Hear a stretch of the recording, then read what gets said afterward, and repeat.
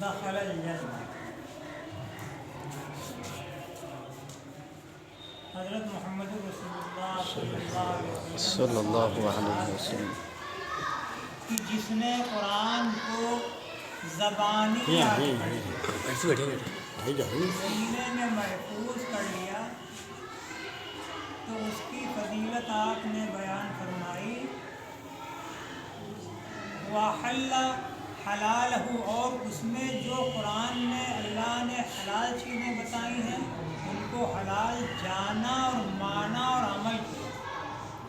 وَحَرَّمَ حَرَامَهُ قرآن میں جن چیزوں کو اللہ نے حرام بتایا، حرام کا مطلب یہ ہے اللہ بہت خفا ہے. جس کام سے اللہ بہت ناراض اس کو کہتے ہیں حرام.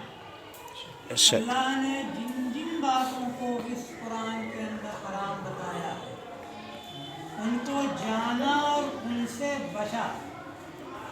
یہ صفتیں جب حافظ کے اندر پیدا ہوں گی تو حضرت محمد رسول اللہ صلی اللہ علیہ وسلم کا پاک ارشاد ہے کہ ایسا شخص خود جنت میں جائے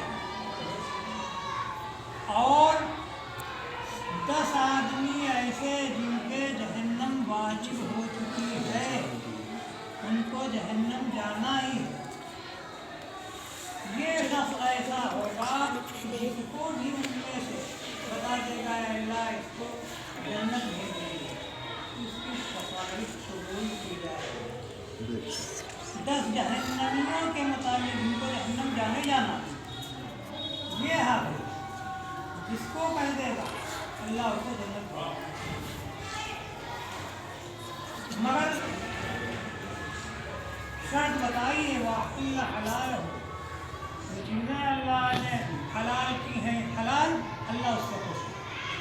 وَحَرَّمَ حَرَامَهُ اور اس پورے قرآن میں جن جن چیزوں سے اللہ ناراض ہے اس کو جانا بھی اور بچا بھی. جاننا بھی شرط ہے.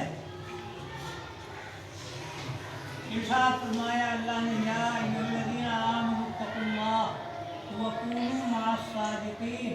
اسی قرآن کی ایک آیت یہ ہے، ہم کو نہیں معلوم آیت ہے، نہیں معلوم اللہ کیا کہہ رہا ہے. اللہ فرما رہے ہیں اے ایمان والو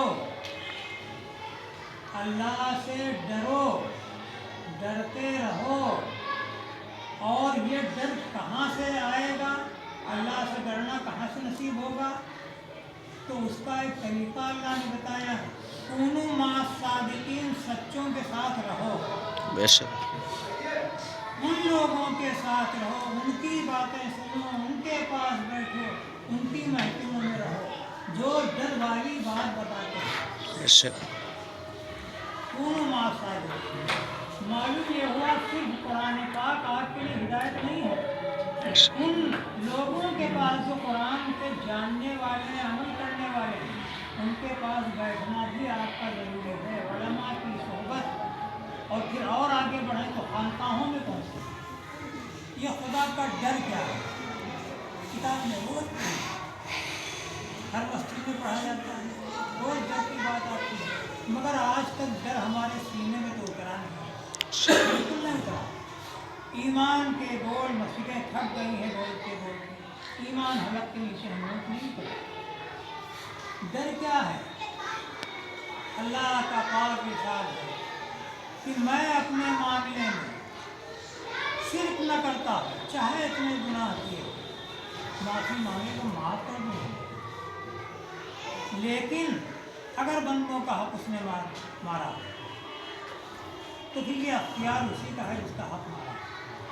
بے شک کیا اتنی عمر میں ہم کو ڈر آیا کہ 50 سال پہلے کسی کی رقم ماری تھی تو جا کر کے آج معافی مانگی؟ کسی کا کام بگاڑا تھا آج جا کر کے معافی مانگی؟ ڈر پیدا ہوا؟ نہیں پیدا ہوا. آسان نہیں نماز پڑھ کر کے چلے جانا جنت. قرآن میں جو چیزیں اللہ نے حرام بتائی ہیں حرام کو جانا، سیکھا اور عمل بھی کیا. کسی کو آپ نے گالی دی تھی، کسی کا کام بگاڑا تھا، کسی کی رقم پھانسی تھی، کسی کو داؤں دیا تھا. یہ کیا ہے؟ پیسے آپ کے ہیں، हम चाह रहे हैं, तारीख दी थी हमने कि दिसंबर की 10 तारीख को मिल जाए।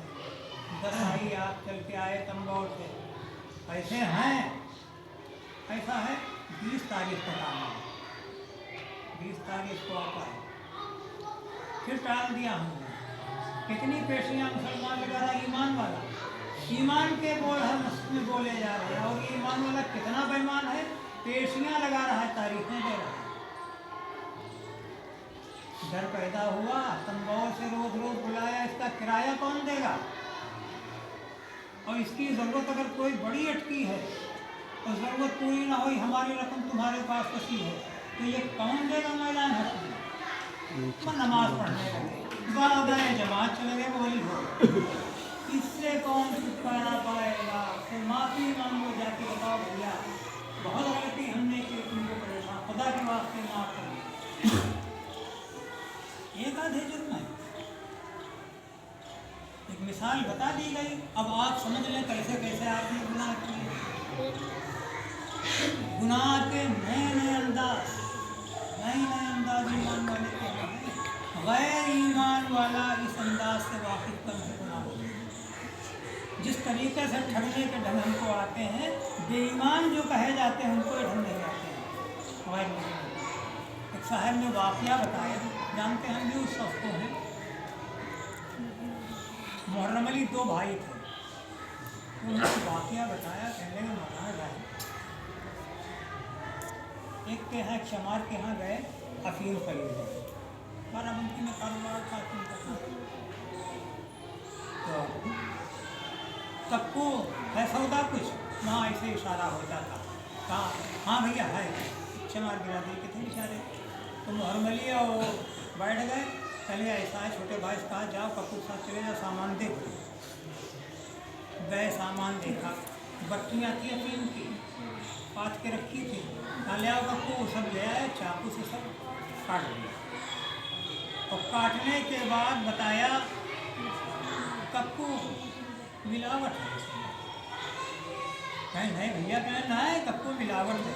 अब कुछ तेज तेज बात होने लगी, तो नॉर्मली इस इंतज़ार में थे ही, नॉर्मली गए, कहने लगे कप्पू क्या बात, कहे भैया ये जो बताओ थे मिलावट और कभी हमने, अरे कहने तेरी ऐसी तैसी गाली गुलूज शुरू। उसके बाद उसने नॉर्मली ने छोटे भाई उठा के पटक दिया। अंदाज देखिए, दोनों धोती पहनते थे, उठा के उसने पटका, और पटका कहाँ, उसी माल के ऊपर पटका है, ऊपर से दाबे है, वो बच्चे में कचोरा, हाँ, फिर उठा, फिर 2-4 बातें, फिर उठा के पटका, और ऊपर रगड़ रहा है, वो अंदर दाब, फिर छोड़ा छाड़ा, कहा अच्छा ही चाहो चले जाओ यहाँ से, हाँ खून उतर आया है, साइकिल की तरह